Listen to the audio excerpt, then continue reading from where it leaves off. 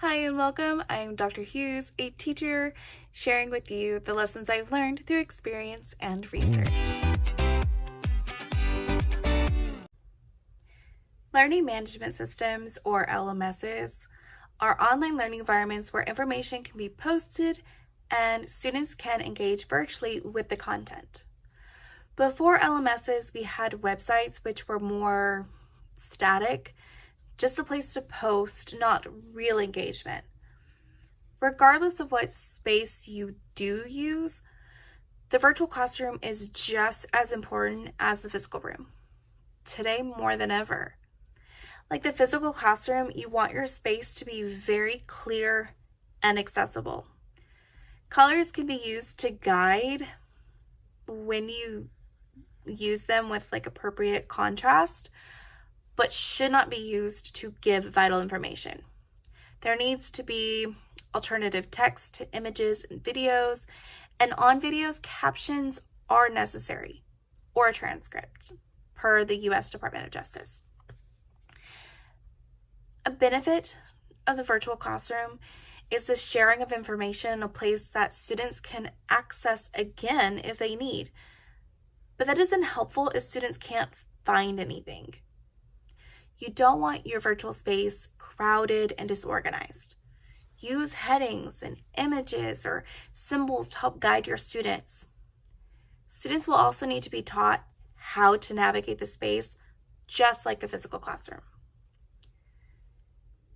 In addition, students will need to be taught how to engage anytime you introduce new things.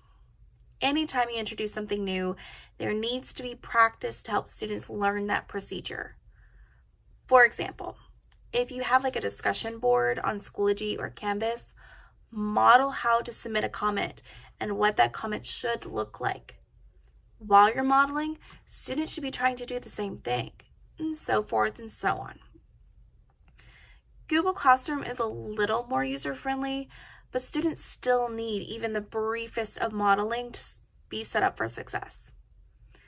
Once they know what you're looking for, what you're expecting, they'll have a frame of reference for your feedback. A caution about virtual spaces, though. We desire to use all the cool stuff we find online. But just like in the physical space, we can't use all the new stuff.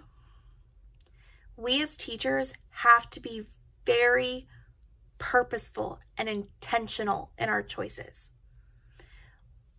What does the student performance data say? What does it say they need? How much time is available to work on that content or that skill? Do we have time to guide students on the new app, practice with the procedure, and then complete the activity? All the questions. That said, there are moments when it's the perfect time to use an app. I spend a lot of time on my virtual classroom, making sure it looks as closely as I want it to. I also make changes based on my students. If I notice students need more explicit, directly stated guidelines or guidance, I'll adjust to provide that. And all the other good teaching things apply. And that brings us to the end of our video. I hope this proved helpful to you or to someone that you know. At the very least, I hope it proved informative and entertaining. If there are any topics that you would like a video on or to know more about, please let me know at bit.ly/what2explore.